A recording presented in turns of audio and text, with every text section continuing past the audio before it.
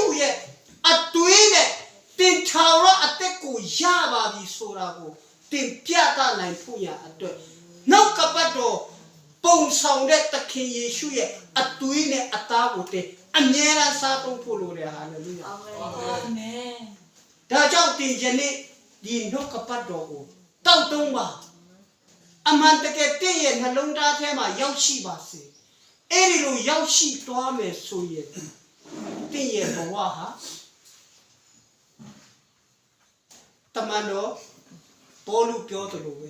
ငါအတွက်ပန်းတိုင်မှာတရဖူတူထားပြီး